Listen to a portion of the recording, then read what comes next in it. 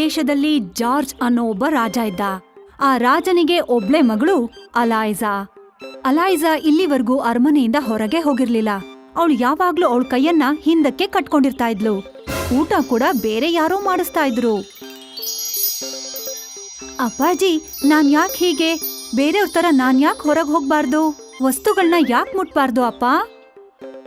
ನನ್ನ ಮಗಳೇ, ನಿನ್ನ ಪ್ರಶ್ನೆಗಳಿಗೆ ನನ್ನ ಬಳಿ ಯಾವುದೇ ಉತ್ತರ ಇಲ್ಲ. ನೀನಂತೂ ಹುಡ್ದಾಗ್ಲಿಂದ ಹೇಗಿದ್ಯೋ ಹಾಗೇ ಇದೆಯಾ ನೀನು ಚಿಕ್ಕ ವಯಸ್ಸಿಂದ ಯಾವ ವಸ್ತುನ ಮುಟ್ಟಿದ್ರು ಆ ವಸ್ತು ಎಲ್ಲ ಸುಟ್ಟು ಕರ್ಕಲಾಗಿದೆ. ನೀನೊಂದ್ಸರಿ ನಿಮ್ಮ ಅಮ್ಮನ್ನ ಮುಟ್ದೆ, ಮತ್ತೆ ಈಗ ನಿಮ್ಮಮ್ಮ ಈ ಪ್ರಪಂಚದಲ್ಲೇ ಇಲ್ಲ. ನಾನ್ ನಿನ್ನ ಹೊರಗಡೆ ಕಳ್ಸೋದಕ್ಕಾಗೋದಿಲ್ಲ. ಯಾಕಂದ್ರೆ ಊರವ್ರಿಗೆ ನಿನ್ ವಿಷಯ ಗೊತ್ತಾದ್ರೆ ಊರಿನ ಜನ ಹೆದರ್ಕೊಂಡು ಊರ್ ಬಿಟ್ಟು ಹೋಗ್ಬಿಡ್ತಾರೆ. ನಾನಂತೂ ನಿನ್ನ ಕೈಯಿಂದ ಬೆಂಕಿ ಬರೋ ವಿಷಯನ ಊರಿನ ಜನಕ್ಕೆ ಗೊತ್ತಾಗ್ದಿರಂಗೆ ಮುಚ್ಚಿಟ್ಟಿದ್ದೀನಿ. ಈ ವಿಷಯ ನನ್ಗೆ, ನಿಮ್ಮ ತಾಯಿ ಮತ್ತೆ ಕೆಲ್ಸದವರು ಹಾಗೆ ಮಾರಿಯಾ, ಈ 4 ಜನಕ್ಕೆ ಮಾತ್ರ ಗೊತ್ತಿರೋದು. ಬೇರೆ ಯಾರಿಗೂ ಗೊತ್ತಿಲ್ಲ. ರಾಜನ ಅರಮನೆಯಲ್ಲಿ ಒಬ್ಳು ಕೆಲಸದವಳು ಕೆಲಸ ಮಾಡ್ತಿದ್ಲು. ಆ ಕೆಲಸದವಳ ಮಗಳು ಮಾರಿಯಾ ಅಲೈಜಾ ಸ್ನೇಹಿತೆ. ಮಾರಿಯಾ ಪ್ರತಿ ಸಲ ಅಲೈಜಾ ಅಳೋದನ್ನ ನೋಡ್ತಾ ಇದ್ಲು. ಮಾರಿಯಾಯಿಂದ ಅಲೈಜಾ ದುಃಖನ ನೋಡಕ್ಕಾಗ್ತಿರ್ಲಿಲ್ಲ. ಒಂದಿನ ಮಾರಿಯಾ ಅಲೈಜಾಗ್ ಹೇಳ್ತಾಳೆ, ಅಲೈಜಾ, ನಿನ್ ತಂದೆ ವ್ಯಾಪಾರಕ್ಕೋಸ್ಕರ 15 ದಿನ ಹೊರಗಡೆ ಹೋಗ್ತಾ ಇದ್ದಾರೆ. ಒಂದ್ ವೇಳೆ ನೀನ್ ಇಷ್ಟಪಡೋದಾದ್ರೆ ಈ ಅವಕಾಶನ ಬಳಸ್ಕೊಂಡು ನಿನ್ನನ್ನ ಇಲ್ಲಿಂದ ಹೊರ ಕರ್ಕೊಂಡು ಹೋಗ್ತೀನಿ. ನಿನ್ ಮನಸ್ ತೃಪ್ತಿ ಆಗೋ ತನಕ ಹೊರಗಡೆ ಸುತ್ತಾಡು, ಆಮೇಲೆ ವಾಪಸ್ ಬಂದ್ಬಿಡೋಣ. ಯಾರಿಗೂ ಏನು ಗೊತ್ತೇ ಆಗೋದಿಲ್ಲ. ಯಾರು ಅವಳನ್ನ ಗುರ್ತು ಹಿಡಿಬಾರ್ದು ಅಂತ ಮುಖಕ್ಕೆ ಬಟ್ಟೆ ಕಟ್ಕೋತಾಳೆ. ಆಮೇಲೆ ಅವರಿಬ್ರು ಅರಮನೆ ಹಿಂದಿನ ಗೇಟಿಂದ ಹೊರಗಡೆ ಹೋಗ್ತಾರೆ. ಅಲೈಜಾ ಮೊದಲನೇ ಬಾರಿಗೆ ಹೊರಗಡೆ ಸುತ್ತಾಡ್ತಿದ್ದಾಳೆ. ಬೆಟ್ಟ ಗುಡ್ಡ ಹತ್ತಿ ಇಳಿತಾ ಇದ್ದಾಳೆ. ನದಿ ತೀರಕ್ ಹೋಗಿದ್ದಾಳೆ. ಅಲೈಜಾ ತುಂಬಾ ಖುಷಿಯಿಂದ ಹುಚ್ಚಿ ಆಗ್ತಿದ್ದಾಳೆ. ಮಾರಿಯಾ, ನೀನ್ ಸ್ವಲ್ಪ ಹೊತ್ತಿನ ತನಕ ನನ್ ಕೈನ ಬಿಚ್ತೀಯಾ? ಇಲ್ಲ ಅಲೈಜಾ, ಹಾಗ್ ಮಾತ್ರ ಮಾಡ್ಬೇಡ. ಹಾಗ್ ಮಾಡೋದು ಸುರಕ್ಷಿತ ಅಲ್ಲ. ನೀನ್ ನನ್ಗೆ ಇಷ್ಟು ಸಹಾಯ ಮಾಡಿದ್ಯಾ ಅಂದ್ರೆ ಇದೊಂದು ಕೊನೆ ಆಸೆನ ಪೂರ್ತಿ ಮಾಡು. ನೀನೇನು ಯೋಚನೆ ಮಾಡ್ಬೇಡ. ನನ್ ಕೈಯನ್ನ ಕೇವಲ ನದಿ ಒಳಗಡೆ ಹಾಕಕ್ ಇಷ್ಟಪಡ್ತೀನಿ ಅಷ್ಟೇ. ನೀರೊಳಗಡೆ ಬೆಂಕಿ ಹತ್ತಕ್ ಸಾಧ್ಯ ಇಲ್ಲ ಅಲ್ವಾ? ಇಲ್ಲ ಅಲೈಜಾ, ದಯವಿಟ್ಟು ಹಾಗ್ ಮಾಡಿಸ್ಬೇಡ ನನ್ನಿಂದ. ಹೆದರ್ಕೋಬೇಡ, ಬಿಚ್ಚು. ಮಾರಿಯಾ ಅಲೈಜಾಗೆ ಕಟ್ಟಿರೋ ಹಗ್ಗನ ಬಿಚ್ಬಿಡ್ತಾಳೆ. ಇವತ್ತು ಮೊದಲನೇ ಸಲ ನನ್ ಕೈಗಳನ್ನ ಒದ್ದೆ ಮಾಡ್ಕೋತೀನಿ. ಅಲೈಜಾ ಯಾವಾಗ ಅವಳ ಕೈಯನ್ನ ನದಿಗೆ ಹಾಕ್ತಾಳೋ ಇಡೀ ನದಿ ಬೆಂಕಿ ಹತ್ಕೊಂಡು ಆ ನದಿಲಿದ್ದ ನೀರೆಲ್ಲ ಒಣಗಿ ಹೋಗತ್ತೆ. ಒಬ್ಬ ಹುಡುಗ ಇದನ್ನೆಲ್ಲ ನೋಡ್ಬಿಡ್ತಾನೆ. ಅವನು ಇಡೀ ಹಳ್ಳಿನಲ್ಲೇ ಈ ಸುದ್ದಿನ ಹರಡ್ಬಿಡ್ತಾನೆ. ಊರಿನ ಜನರೇ, ಒಂದು ಹುಡುಗಿ ಊರಿನ ನದಿಯಲ್ಲಿ ಕೈ ಇಟ್ಟು ನೀರನ್ನ ಬತ್ತಿಸ್ಬಿಟ್ಲು. ಬಹುಶಃ ಅವಳು ದೆವ್ವ ಅನ್ಸುತ್ತೆ. ನಾವ್ ಅವಳನ್ನ ಸಾಯಿಸ್ಬೇಕು. ಹಳ್ಳಿ ಜನ ಅಲೈಜಾ ಮತ್ತೆ ಮಾರಿಯಾ ಹಿಂದೆ ಬೀಳ್ತಾರೆ. ಅಲೈಜಾ ಮತ್ತೆ ಮಾರಿಯಾ ಅಲ್ಲಿಂದ ಓಡೋಕ್ ಶುರು ಮಾಡ್ತಾರೆ. ಓಡುವಾಗ ಯಾವ ವಸ್ತುಗೆ ಅಲೈಜಾ ಕೈ ಮುಟ್ಟತ್ತೋ ಅದು ಸುಟ್ಟು ಬೂದಿ ಆಗಿ ಹೋಗುತ್ತೆ. ಮಾರಿಯಾ, ನಾವು ಅರಮನೆ ಕಡೆ ಹೋಗ್ತಾ ಇಲ್ಲ. ನಾವು ಅರಮನೆಗೆ ಹೋಗಿ ಹೇಗ್ ತಲುಪೋದು? ನನಗೂ ಗೊತ್ತಾಗ್ತಿಲ್ಲ. ಅಲೈಜಾ ಮತ್ತೆ ಮಾರಿಯಾ ಹೋಗೋ ದಾರಿನಲ್ಲಿ ಒಂದು ಹಳ್ಳದಲ್ಲಿ ಕಾಲಿಡ್ತಾರೆ. ಮತ್ತೆ ತುಂಬಾ ಆಳವಾಗಿರೋ ಸುರಂಗಕ್ಕೆ ಹೊರಟೋಗ್ತಾರೆ. ಅಯ್ಯೋ, ನಾವೆಲ್ಲಿಗ್ ಬಂದ್ವಿ? ಬಹುಶಃ ಬೇಟೆ ಸಿಕ್ಕಿದೆ ಅನ್ಸುತ್ತೆ. ಅರೆ, ಇಲ್ಲಿ 2 ಹುಡುಗಿರಿದ್ದಾರೆ. ಯಾರ್ ನೀವು? ಮತ್ತೆ ಈ ಪರ್ದೆನ ಯಾಕೆ ಹಾಕೊಂಡಿದ್ದೀರಾ? ಅಲೈಜಾ ಆ ಹುಡುಗನ್ಗೆ ಎಲ್ಲಾ ವಿಷಯನೂ ಸತ್ಯ ಹೇಳ್ಬಿಡ್ತಾಳೆ. ನನ್ನ ಹೆಸರು ಜಾನ್ ಅಂತ. ನನ್ಗೆ ರಹಸ್ಯ ದಾರಿ ಗೊತ್ತು. ಮಹಾರಾಣಿಯವರೇ, ನಾನ್ ನಿಮ್ಮನ್ನ ಅರಮನೆಗೆ ತಲುಪಿಸ್ತೀನಿ. ಗುಪ್ತ ಜಾಗದಿಂದ ಅಲೈಜಾ ಮತ್ತೆ ಮಾರಿಯಾ ಸುರಕ್ಷಿತವಾಗಿ ಅರಮನೆ ತಲುಪ್ತಾರೆ. ಮಾರಿಯಾ ಆ ಕೂಡ್ಲೆ ಅಲೈಜಾ ಕೈ ಕಟ್ತಾಳೆ. ರಾಜ ವಾಪಸ್ ಬರ್ತಾನೆ. ಆಗ ಅವನು ಕೇಳ್ತಾನೆ, ಯಾವ್ದೋ ಹುಡುಗಿ ನದಿ ಒಳಗಡೆ ಕೈ ಹಾಕಿ ಅದನ್ನ ಒಣಗಿಸ್ಬಿಟ್ಲು ಅನ್ನೋ ಸುದ್ದಿನ. ಆಗ ರಾಜಂಗ್ ಗೊತ್ತಾಗತ್ತೆ ಅಲೈಜಾ ಅರಮನೆಯಿಂದ ಹೊರಗೋಗಿದ್ದಾಳೆ ಅನ್ನೋದು. ರಾಜ ಕೆಲಸದವಳಿಂದ ಎಲ್ಲಾ ವಿಷಯನ ಹೊರಗ್ ತೆಗೆಸ್ದ. ಅವನಿಗೆ ತುಂಬಾ ಕೋಪ ಬಂತು. ಅವನು ಮಾರಿಯಾನ ಅರಮನೆಯಿಂದ ಹೊರಗಾಕ್ದ. ಅಲೈಜಾ ಈಗ ಇನ್ನೂ ಒಂಟಿ ಆಗೋದ್ಲು. ಅವಳು ಏನು ತಿಂತಾನೂ ಇರ್ಲಿಲ್ಲ, ಕುಡಿತಾನೂ ಇರ್ಲಿಲ್ಲ, ಬರೀ ಅಳ್ತಿದ್ಲು. ಅಲೈಜಾ ದುಃಖಕ್ಕೆ ಕಾರಣ ಏನಂದ್ರೆ ಸುರಕ್ಷಿತವಾಗಿ ಅರಮನೆಗೆ ತಲುಪೋದಕ್ಕೆ ದಾರಿ ಮಾಡ್ಕೊಟ್ಟೋನ್ಮೇಲೆ ಅಲೈಜಾಗೆ ಅವನ್ ಮೇಲೆ ಪ್ರೀತಿ ಹುಟ್ಟಿತ್ತು. ಒಂದಿನ ಕೆಲಸದವಳು ಅಲೈಜಾ ಹತ್ರ ಒಂದ್ ಪತ್ರ ತಂದ್ಲು. ನಾನ್ ನಿನ್ನನ್ನ ಭೇಟಿ ಮಾಡ್ಬೇಕು. ನನ್ ಹತ್ರ ಒಂದು ಉಪಾಯ ಇದೆ. ನಿನ್ನ ಶುಭ ಚಿಂತಕ ಜಾನ್ ಕೂಡ ಇವಳನ್ನ ಪ್ರೀತಿ ಮಾಡ್ತಾನೆ ಅಂತ ಅಲೈಜಾ ಅರ್ಥ ಮಾಡ್ಕೊಂಡಿದ್ಲು. ಅವನನ್ನ ಭೇಟಿ ಮಾಡಕ್ಕೆ ಕಾಯ್ತಾ ಇದ್ಲು. ಅಪ್ಪಾಜಿ, ಒಂದ್ಸಲ ನನ್ನನ್ನ ಅರಮನೆಯಿಂದ ಹೊರಗೋಗ್ಬಿಡಿ. ಅದಾದ್ಮೇಲೆ ನೀವು ನನ್ ಪ್ರಾಣ ಬೇಕಾದ್ರೂ ತೆಗಿಬಹುದು. ಇಲ್ಲ, ನಾನು ಯಾವುದೇ ಸಂದರ್ಭದಲ್ಲೂ ಅರಮನೆಯಿಂದ ಹೊರಗೆ ಕಳ್ಸೋದಿಲ್ಲ. ಅಲ್ಲಿ ಜಾನ್ ಅಲೈಜಾನ ಭೇಟಿ ಮಾಡೋದಕ್ಕೆ ಅರಮನೆ ಸುತ್ತಮುತ್ತ ಓಡಾಡ್ತಾ ಇದ್ದ. ಕೊನೆಗೂ ಒಂದಿನ ಅವನು ಅರಮನೆ ಗೋಡೆನ ದಾಟಿ ಅರಮನೆ ಒಳಗಡೆ ಬಂದೇ ಬಿಟ್ಟ. ಸೈನಿಕರು ಅವನನ್ನ ಹಿಡಿದು ರಾಜನ್ ಮುಂದೆ ತಂದು ನಿಲ್ಸಿದ್ರು. ಬಹುಶಃ ಇವನು ಕಳ್ಳ ಇರ್ಬೋದು, ಗಲ್ಲಿಗೇರಿಸ್ಬಿಡಿ ಇವನ್ನ.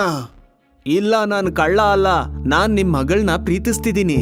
ನಾನ್ 5000 ಮೈಲಿ ದೂರದಿಂದ ಮಾಯೆಯ ನೀರನ್ನ ತಂದಿದ್ದೀನಿ. ಅದ್ರಿಂದ ಅಲೈಜಾಳ ಕೈ ಶಾಶ್ವತವಾಗಿ ಗುಣವಾಗ್ಬಿಡುತ್ತೆ. ನಿನ್ನ ಮಾತೇನಾದ್ರೂ ನಿಜ ಆಗಿಲ್ಲ ಅಂದ್ರೆ ನಿನ್ನ ಕತ್ತನ್ನ ಕತ್ತರಿಸ್ಬಿಡ್ತೀನಿ.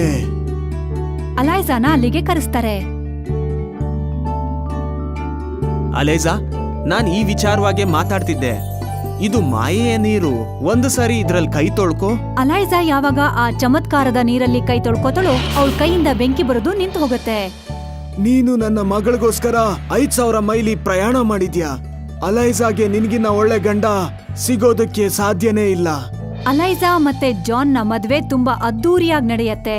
ಆಮೇಲೆ ಅವರಿಬ್ರು ಸಂತೋಷವಾಗಿ ಜೀವನ ಸಾಗಿಸ್ತಾರೆ. ಹೀರಾಲಾಲ್ ಅನ್ನೋನು ಅವನ್ ಹಳ್ಳಿ ಚೇರ್ಮನ್ ಆಗಿದ್ದ. ಅವನಿಗೆ 2 ಹೆಣ್ಮಕ್ಳಿದ್ರು, ಕರಿಷ್ಮಾ ಮತ್ತೆ ರವೀನಾ. ದೊಡ್ಡ ಮಗಳು ಕರಿಷ್ಮಾ ಯಾವಾಗ್ಲೂ ಅವಳ ಕೋಣೆ ಒಳಗಡೆನೆ ಇರ್ತಾ ಇದ್ಲು.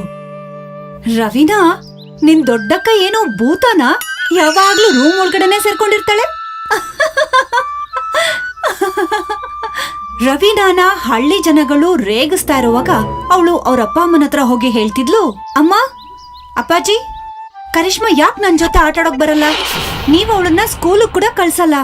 ನಾನು ಪ್ರತಿದಿನ ಸ್ಕೂಲ್ಗೆ ಹೋಗ್ಬೇಕಾಗತ್ತೆ.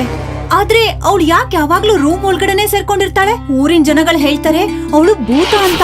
ಕರಿಷ್ಮಾ ಭೂತ ಅಲ್ಲ ಮಗಳೇ, ನೀನು ಆಚೆ ಹೋಗಿ ಆಟ ಆಡ್ಕೋ. ಕರಿಷ್ಮಾಗೆ ಆರೋಗ್ಯ ಸರಿ ಇಲ್ಲ, ಅದಕ್ಕೆ ಅವಳು ಯಾವಾಗ್ಲೂ ರೂಮಲ್ಲೇ ಇರ್ತಾಳೆ. ರವೀನಾ ಅಲ್ಲಿಂದ ಹೋದ್ಮೇಲೆ ಹೀರಾಲಾಲ್ನ ಹೆಂಡತಿ ಹೀರಾಲಾಲ್ಗೆ ಹೇಳ್ತಾಳೆ, ಈ ರೀತಿ ನಾವು ಎಷ್ಟು ದಿನ ಅಂತ ಕರಿಷ್ಮಾನ ರೂಮಲ್ ಕೂಡ ಹಾಕೋದು? ಇವತ್ತಲ್ಲ ನಾಳೆ ಜನಗಳಿಗೆ ಅವಳ ನಿಜ ರೂಪ ಗೊತ್ತಾಗತ್ತೆ. ನಾನ್ ಅವಳಿಗೆ ಜನ್ಮ ಕೊಡ್ದೇ ಇದ್ದಿದ್ರೇನೆ ತುಂಬಾ ಚೆನ್ನಾಗಿರ್ತಾ ಇತ್ತು. ನನ್ನಂತ ಪಾಪಿ ಈ ಪ್ರಪಂಚದಲ್ಲೇ ಯಾರು ಇಲ್ಲ. ಆಗಿರೋದ್ರ ಬಗ್ಗೆ ಯೋಚನೆ ಮಾಡ್ಕೊಂಡ್ ಕೂತ್ರೆ ಉಪಯೋಗ ಇಲ್ಲ. ಮೀನಾಪುರ ಊರಲ್ಲಿ ಒಬ್ರು ಜಾದುಗಾರ ಬಾಬಾ ಇದಾರೆ. ಅವ್ರು ಏನಾದ್ರೂ ಮಾಡ್ಬೋದನ್ಸುತ್ತೆ. ನಾಳೆ ನಾನ್ ಕರಿಷ್ಮಾನ ಕರ್ಕೊಂಡು ಹೋಗ್ತಾ ಇದ್ದೀನಿ. ಮಾರನೇ ದಿನ ಹೀರಾಲಾಲ್ ಕರಿಷ್ಮಾನ ಕರ್ಕೊಂಡು ಆ ಜಾದುಗಾರನ್ ಮನೆಗೆ ಹೋಗ್ತಾನೆ. ನಿಮ್ಮ ಸಮಸ್ಯೆ ಏನು ಮಗು? ಈ ಹುಡುಗಿ ಕೈಯನ್ನ ಯಾಕೆ ಕಟ್ಟಾಕೊಂಡಿದ್ದೀರಾ? ಸಮಸ್ಯೆ ಏನಂದ್ರೆ ಗುರುಗಳೇ, ಈ ಹುಡುಗಿ ಯಾವ ವಸ್ತುವನ್ನ ಮುಟ್ತಾಳೋ ಆ ವಸ್ತು ಅದೃಷ್ಟಕ್ಕೆನೆ ಗಟ್ಟಿಯಾಗಿ ಹೋಗುತ್ತೆ. ಆದ್ರಿಂದ ನಾವ್ ಇವಳನ್ನ ಕಟ್ಟಾಕಿ ನಮ್ ಕೋಣೆಯಲ್ಲಿ ಕೂಡಾಕ್ಬೇಕಾಗತ್ತೆ. ಊರಲ್ಲಿ ಇವಳು ಯಾರಿಗಾದ್ರೂ ಮುಟ್ಟಿದ್ರು ಅವನು ಐಸಾಗಿ ಗಟ್ಟಿಯಾಗಿ ಹೋಗ್ತಾನೆ. ಮಗು, ನಾನ್ ಇವಳ ಕೈಗಳನ್ನ ಸರಿ ಮಾಡಕ್ಕಂತೂ ಆಗಲ್ಲ. ಆದ್ರೆ ಅವಳ ಕೈಗಳಿಗೆ ಒಂದು ವಸ್ತುವನ್ನ ಕೊಡ್ತಿದ್ದೀನಿ. ಇದನ್ನ ಅವಳ ಕೈಗಳಿಗೆ ಹಾಕಕ್ಕೆ ಹೇಳು. ಇದ್ರಿಂದ ಸಮಸ್ಯೆ ಬಗೆಹರಿಯತ್ತೆ. ಇದನ್ನ ಹಾಕಿದ ನಂತರ ಅವಳು ಮನೆಯಿಂದ ಹೊರಗೆ ಹೋಗ್ಬೋದು. ಕರಿಷ್ಮಾ ತನ್ನ ಕೈಗೆ ಗ್ಲೌಸ್ ಹಾಕೊಂಡು ತುಂಬಾ ಖುಷಿ ಪಡ್ತಿದ್ಲು. ಯಾಕಂದ್ರೆ ಅವಳು ಈಗ ಯಾವ್ದೇ ವಸ್ತುನ ಬೇಕಾದ್ರೂ ಆರಾಮಾಗಿ ಮುಟ್ಬೋದಿತ್ತು. ಮಗಳೇ, ನೀನೀಗ ಹೊರಗಡೆ ಹೋಗ್ಬೋದು. ಆದ್ರೆ ಈ ರಹಸ್ಯನ ಯಾರಿಗೂ ಹೇಳ್ಬೇಡ. ಇಲ್ಲಾದ್ರೆ ಜನರು ಹೆದರ್ಕೊಂಡು ಓಡೋಗ್ತಾರೆ. ಇಲ್ಲ ಅಂದ್ರೆ ಅವರು ನಿನ್ನನ್ನ ದುರುಪಯೋಗ ಪಡಿಸ್ಕೊಳ್ಳಕ್ಕೆ ಮುಂದಾಗ್ಬೋದು. ಕರಿಷ್ಮಾ ತನ್ನ ತಂಗಿ ಜೊತೆ ಹೊರಗಡೆ ಆಟಾಡೋಕ್ ಶುರು ಮಾಡಿದ್ಲು. ಅವಳು ಮಾರ್ಕೆಟ್ಗೆ ಹೋಗಿ ಓಡಾಡೋದನ್ನ ಕೂಡ ಶುರು ಮಾಡಿದ್ಲು. ಯಾರಾದ್ರೂ ಗ್ಲೌಸ್ ಬಗ್ಗೆ ಕೇಳಿದ್ರೆ ನನ್ ಕೈ ಗಲೀಜಾಗತ್ತೆ, ಅದಕ್ಕೆ ಹಾಕೊಂಡಿದೀನಿ ಅಂತ ಕೂಡ ಹೇಳ್ಬಿಡ್ತಾ ಇದ್ಲು. ಬುದ್ಧಿವಂತಿಕೆಯಿಂದ ಚೇರ್ಮನ್ ಮಗಳನ್ನ ಸಣ್ಣವಳಿಂದಾನು ಯಾರು ನೋಡಿರ್ಲಿಲ್ಲ. ಅವಳು ಹೊರಗಡೆ ಹೋದಾಗ ಎಲ್ರೂ ಅವಳ ಸೌಂದರ್ಯನ ನೋಡಿ ಬೆರಗಾಗ್ತಾ ಇದ್ರು. ಅದನ್ನ ನೋಡಿ ಅವಳಿಗೆ ತುಂಬಾನೇ ಖುಷಿ ಆಗ್ತಿತ್ತು. ಹಳ್ಳಿನಲ್ಲಿ ಮುಂಚೆ ಸಣ್ಣ ಮಗಳು ಸೌಂದರ್ಯದ ಬಗ್ಗೆ ಮಾತಾಡ್ತಾ ಇದ್ರು, ಆದ್ರೆ ಈಗ ದೊಡ್ಡ ಮಗಳು ಸೌಂದರ್ಯದ ಬಗ್ಗೆ ಪ್ರತಿಯೊಬ್ರು ಮಾತಾಡ್ತಿದ್ದಾರೆ. ಚೇರ್ಮನ್ರು ದೊಡ್ಡ ಮಗಳನ್ನ ನೋಡಿದ್ಯಾ?